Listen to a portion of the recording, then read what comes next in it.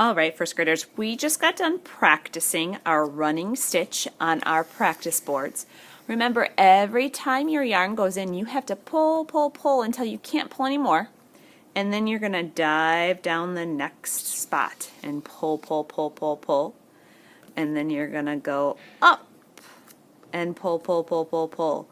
So you're going to see a pattern with a running stitch of it's on top, and then it's going to dive under the water. It's going to be on top, and then you're going to dive under. So the running stitch has that every other pattern. Once you have that, then you're ready to start today's project. So you're going to get that burlap fabric that's shaped like a trapezoid, kind of looks like a bird's nest, and you're going to get to pick a yarn color. Your yarn will have a needle tied on it. That needle is not sharp, and the yarn is through the eye of the needle. That's that hole opening. And now you're ready to do your running stitch on your burlap. So when I start a running stitch, I always start under the water. So if this is our pool, my needle is in the pool, diving up. So I'm just going to start my running stitch towards the bottom of that trapezoid, and I'm going to come up. And remember, just like in our practice, we're going to pull, pull, pull, pull, pull till we have just a tiny tail on the back. Don't worry about tying that. Our running stitch, we're going to try to get rows across our bird's nest. So my yarn is above the water. Now I'm going to dive back down. And I'm going to leave just like maybe a finger space. So if I put my finger there, my needle is diving down about a finger space away. And I'm going to pull and pull and pull and pull, and I start to see that loop. Now, if I get close, I want to try to keep this line straight. So my yarn is under the water. I'm going to come up, trying to keep my line straight, and that's about a finger space away. And I'm going to pull and pull and pull. And now I'm ready to dive down. My yarn is on the top, so I'm going to dive down, and I'm going to make that about a finger space away. And I'm trying to keep that blue line super straight. Pull, pull, pull, pull, pull. So I can start to see my pattern of my yarns on top, and then it's underneath. On top, and now it's going to be underneath. I'm under the water. My needle's going to come up about a finger space away, and I'm going to pull. I'm going to continue this pattern, diving down, pull, pull, pull, and now I'm going to dive up. And I can't really go much further in that row. And something just happened there. My burlap kind of frayed and broke there, so I can't really come up in that spot. I'm going to have to try another hole.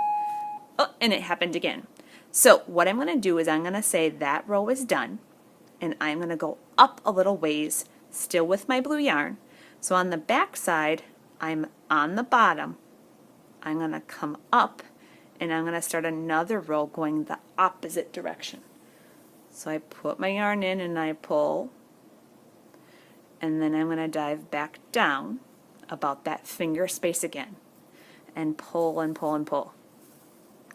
So I'm going to continue this row, trying to keep it straight. Every time I'm doing that finger space, and I pull. So my goal is to weave rows in this trapezoid shape, kind of like a bird would make their nest with a whole bunch of scraps they find outside. We're making our nest with some yarn and some fabric. And when I'm ready for another row, I'm just going to pop my needle up to a different space. When you have your yarn woven, so let's pretend Mrs. Cleary did her yarn all the way up the bird's nest, then you can use some pipe cleaners. So on my finished project, you will see that I had kind of a combination of yarn and then some colored pipe cleaners. So the pipe cleaners have wire in them, which is kind of like the needle, so we don't need to put another needle on there. So you can have a couple of pipe cleaners. Mrs. Cleary will let you know how many you can have that you can also weave in and out of your bird's nest. So with this, I'm going to start on the back again, and I'm poking that pipe cleaner through. This time I'm going to pull until I have a little tail, and I'm actually going to bend that tail down to kind of hook it in the fabric. Then, just like your needle and yarn, you're going to weave in and out. So I'm diving down, and then on the back side, my pipe cleaner is going to pop up.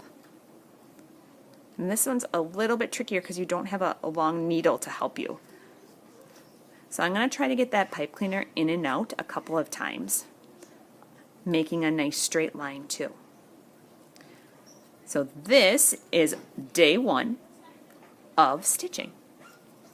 You might not finish today, and that's okay. You'll have time to stitch next week. At the end of that pipe cleaner, I'm just going to bend it down so that the tail isn't poking up. Okay? So your goal today is to stitch as much as you can on that bird's nest.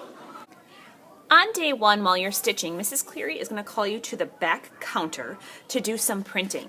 You're going to get to pick colors, but you're going to print on 2 pieces of paper.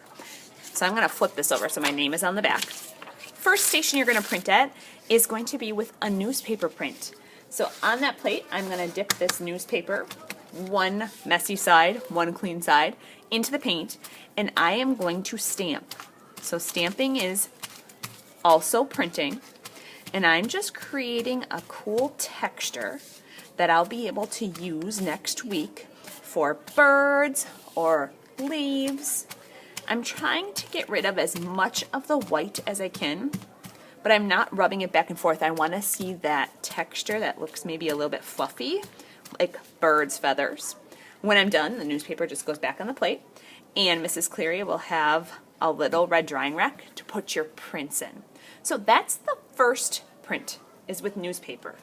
I am going to slide this camera over to my second station, and here I am going to paint, sorry for the shaking, bubble wrap. So again, you're going to have some different color choices. So I am going to mix just a little bit these colors together, so you'll have 2 colors at your spot. I'm going to paint the bubble wrap just the top circles. I don't want to put so much in that I get it all gobbed in the spaces between the bubbles. So I am painting this entire bubble wrap. And then I'm going to lay my paper right on top of these bubbles and rub gently. I'm going to get a little more purple on there. Kind of see what those colors look like when they're mixed. So my name is up, so I don't print on my name. I'm going to lay it down there gently, and I don't want to rub hard because I don't want those papers to move, but I'm going to gently push. I don't want to pop the bubbles. Just gently pushing. And then I'm going to peel it up. Look at that print. Pretty cool. This is also going to go in the drying rack. You'll need to wash your hands, and then you can continue stitching on your bird's nest. Today we are finishing our bird stitching collage. So the first thing you're going to want to do is you are going to want to finish your stitching if you did not do that last week. When you're done, you should have rows all the way up that bird's nest with your yarn and your pipe cleaners. On the back, I ended my yarn under the water, and I am going to cut that off and leave a little tail on the back. The back side of that nest looks a little bit messy with tails and stuff. That's fine. The front should not have all those tails. The edges might be fraying, but that's okay. It looks like a bird's nest. At your tables, you are going to have a texture template to share, and you will each have your own brown paper. This is going to be our branch of our tree. So I'm going to take a brown crayon and create a rough texture on there to make it look like real bark on a tree. So I'm having to slide my paper to get that whole thing covered. You don't want your paper to shift while you're doing that because your texture is going to look kind of funny. So when I was rubbing, I was holding it with one hand, rubbing with the crayon on the other side. Now I'm getting ready to put this all together. you will have a blue background, and your branch is going to fit on that blue background. But you're probably going to want to make it a little bit more interesting than just a rectangle. So I might start by cutting a triangle shape in one end. I'm cutting a really long, skinny triangle. It's a little wobbly. And then it kind of looks like the branch is starting to turn into a Y form. You could even make this side a little bit more interesting too. Maybe it's going to be a little bit wobbly on this end.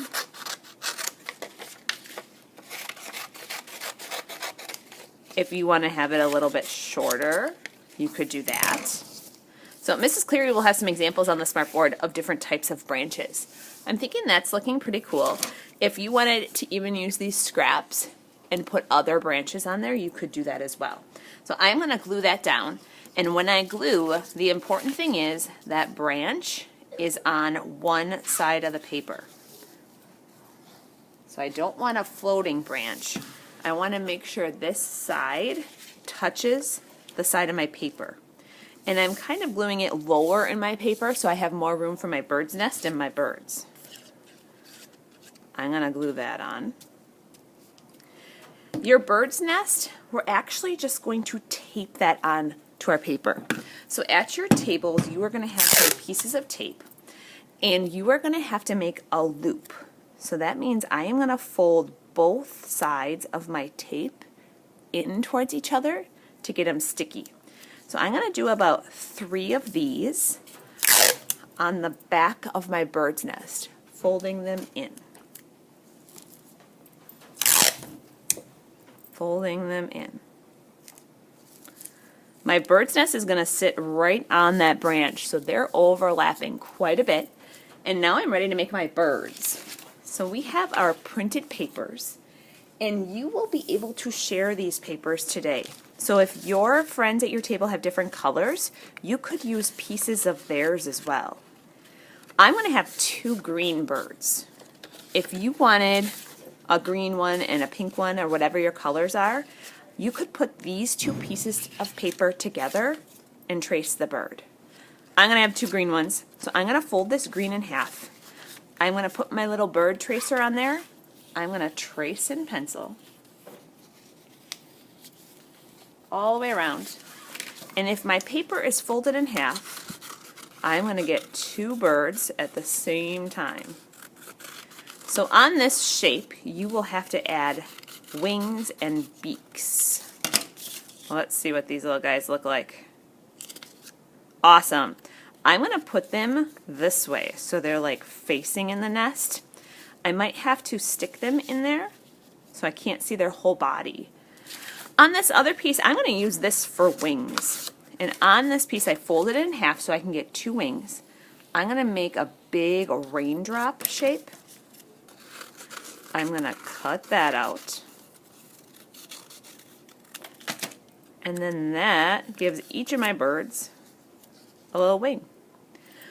Next to me, maybe one of my friends has a different paper. I'm going to use this for beaks. The beaks do not have to be this orange color. If you want to use a different color, you could. Oh, and that one didn't even have any color, so I might have to cut out a different one. You will have a black marker at your table. That black marker is only for eyes. So all I'm going to do on my birds is make a little dot for the eyes. On my finished project, I also added a little egg. That's a choice if you want to add an egg or a tiny little bird or something else in your nest. And I did put a little crack in the egg like it was opening. But you have to have 2 birds, have to have your nest, have to have a branch. If you want anything else, you get to decide what that might be. Finished projects are going to go in the drying rack.